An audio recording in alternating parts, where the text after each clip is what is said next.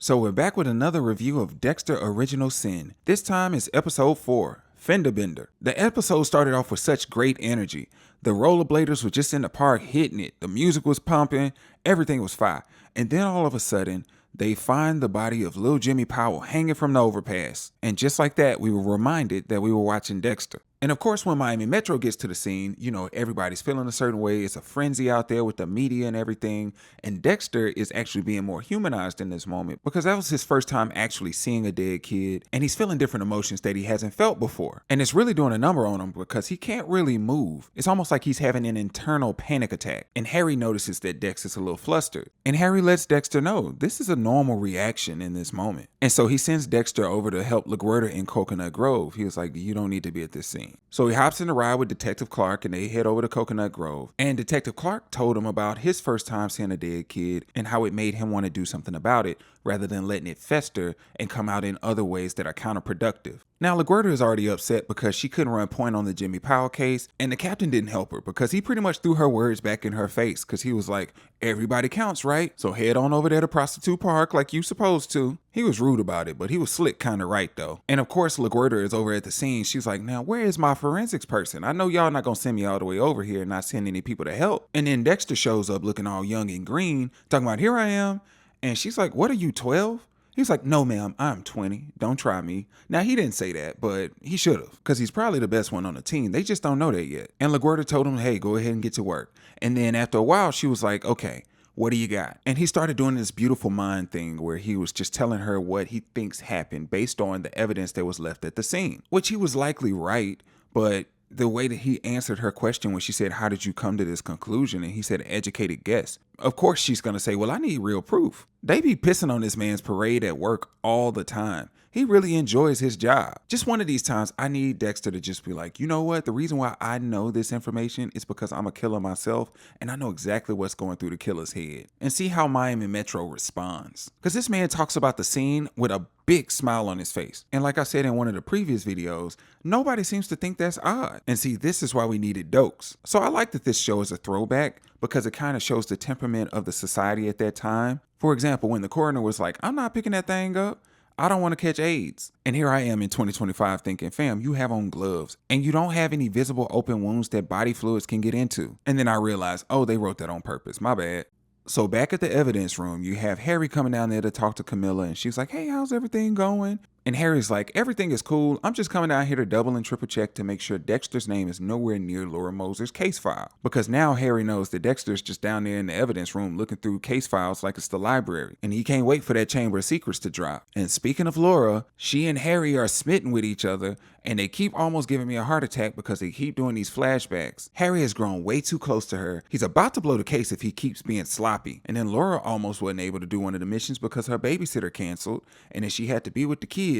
And then Harry was like, I can babysit. I was like, fam, you doing too much. It's like you just keep getting deeper and deeper in this situation. Man, Harry was over there watching somebody else's kids back in the day. Meanwhile, his present kids doing whatever they want to. One of his kids hit up the Blockbuster with her friend Sophia, and they just copped some of that nose buster from the man that works there. Man, these kids were just having a good old time. It must have been pure back in the day because that's all they wanted. And then you have Harry's other child over at the library looking through the case files again. He done took Detective Clark's advice and he's taking action. And Dexter comes back to Harry and says, hey, I need another release, Pops. And then of course Harry was like, well, who do you have in mind? And Dex was like, I got this guy named Mad Dog.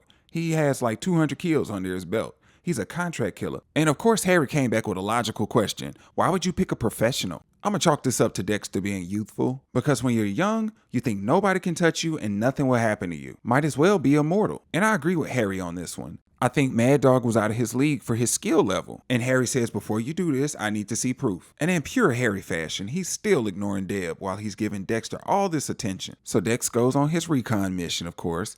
And he's great at lying. Like he meets Mad Dog for the first time and he's great at saying, oh, my name is Doug. Talking about, I want to get on your vessel. Like, how can I get on the schedule? Mad Dog tells him a date that he can do it. and then he gives him his card. So now Dexter has his address. And of course he goes to do that breaking and entering that he's so good at. And you know he had to do his signature, no glove use of course. And then Dexter is lucky enough to find something that's not fully shredded, collects all the scraps to put it all back together when he's in the office. See, I think Dexter thinks he's good, but he's actually really lucky. And the reason I say that is because if you run into the right person who's really meticulous, what happens if it's trash day? He has to throw the stuff out of the shredder. Or if he comes back and says, well, I missed something, let me put this thing back together because I didn't shred it all the way on purpose, and then I need to put the thing back together to get all the information again. I mean, even I'm that meticulous. I remember one time my brother was at work and he came home for lunch or something like that. And I told him, I said, I knew you were in the house because one, you moved a toothbrush a certain way. And then I also saw that somebody ate a banana and I knew it had to be you. And so I actually think the odds were just ever in Dexter's favor in these moments. And luck does run out, so he better be careful. Now I'm gonna tell you where he's not lucky at. He's actually really good at what he does. It's at the office. Dexter's a rock star in the making at work. And you know that because you see how people are responding to how he's presenting things at the office. Like when he did that presentation for LaGuardia, everybody was looking through the door like, oh, what is he doing? They were very excited to see it. So he sort of put on a show with the melons and the ketchup. I mean, everybody knows he's really good at what he does. So much to the point that he was able to put that picture back together from the shredder, which led him down the path to get enough evidence to convince Harry to give him a green light to go after Mad Dog.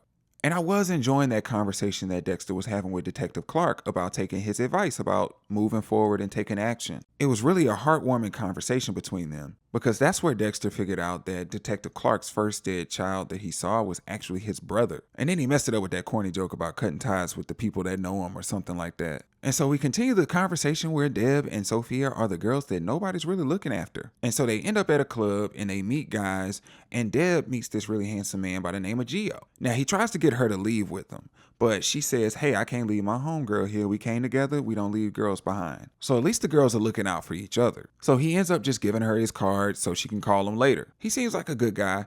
I do have questions about the age of consent and all that kind of stuff back in the day because she was in high school and I'm trying to figure out like how was that mingling between adults and kids kind of working out back then. She didn't have to have a fake ID or anything. So back to Dexter. Now, Dexter actually convinced Harry to let him go after Mad Dog with the evidence he showed him. And Harry was like, be careful, fam. So Dexter put his plan in motion, gets over there to the boat with Mad Dog, realizes it's not just going to be him and Mad Dog on the boat because he didn't put enough down to make it a private affair. So he goes up to kind of talk to Mad Dog privately, and he sort of pisses Mad Dog off because Mad Dog gave him a fake analogy as two liars on the boat, and Dexter's trying to come after him about the fake job. And Mad Dog was like, the job was the job, man. People did this to themselves. And then the convo got broken up by the other people that were on the boat. And Dex was like, it's time to put Mad Dog down. So while Dexter's out doing whatever he does, Deb is still left alone. They left some money at the house and said, get some takeout. And what does Deb do? She calls up Gio and says, come on by. He picks her up in this really nice car, has a car phone. So she calls home and says, hey, Dad, don't wait up for me. I'm staying at a friend's house. And Gio's laughing in the background. And then Harry heard the voicemail at the house when he came home and was like, that's not even a good lie, Deb. But he wasn't even worried about her, which is crazy to me. And this is how your first son drowned in the pool. You are neglectful all the time. Like, I don't understand why he just doesn't learn lessons. And it sort of pisses me off because you keep going to these flashbacks with you and Laura. They finally broke their sexual tension or whatever. These flashbacks are kind of pissing me off though, because I see how you were treating Laura's kids back in the day. We're not going to pretend like you didn't treat your son that was about their age the same way as you treating your older kids in current time. And even though they're older, you still got to be more vigilant because you got to think about it. You don't know who Gio is. He could be an absolute criminal. And you are working for Miami PD. He can abduct her, hold her for ransom, do all kinds of stuff. And you just don't know who he is. You don't have GPS to locate her. All I'm saying is the flashbacks are running out their welcome in my household. But anyway, so Dexter and Mad Dog truly meet. This time they meet at the table. And this is how you know Dexter is not on the same level as Mad Dog, because he wasn't sedating people. He just had Mad Dog knocked out on the table while he was over there preparing them, pulling his pants down and all that kind of stuff, trying to tie him up, had the ropes loosed. Well, Mad Dog must have been on his Thigh Master game because he put them legs to work on Dexter, tossed that man up against the wall and everything. And they had a good little tussle. Now, in the midst of that tussle, they did have a little comic relief because that man was like, no, not the Clapton, as if he was going to get to live to see it. Sir, you are literally fighting for your life. And of course, Dexter didn't care. He broke that thing with the quickness. And they had a good little tussle. But Mad Dog made it outside that house in his drawers, and he was booking it down the street. And Dexter was running behind him, But Mad Dog was far enough away from him to get away. The problem is he was no match for that Jeep. I guess if Dexter didn't mess up so bad, that would have been a fun little corny joke that he would have told about Mad Dog being roadkill or something like that. But instead he was like, I wonder what he would have done had he caught Mad Dog though, because literally he was in the middle of the street. So you can't get caught dragging somebody's body back to their house. Now this is a good lesson for Dexter to learn because he's been sloppy, he's been cocky, and this one almost got away from him. It actually did get away from him in the sense that he was trying to get a release and he didn't get that because he saw somebody else take it from him. By accident, of course. What do y'all think of the episode? Do you think that Dexter needed this humbling? Because I do. He needed a bigger humbling than it actually was though, because I wish Mad Dog would have gotten away. Then he would have really been on edge. Thank you for watching. Remember to hit that like button, comment, subscribe, hit that notification bell for future content. And until next time, take care.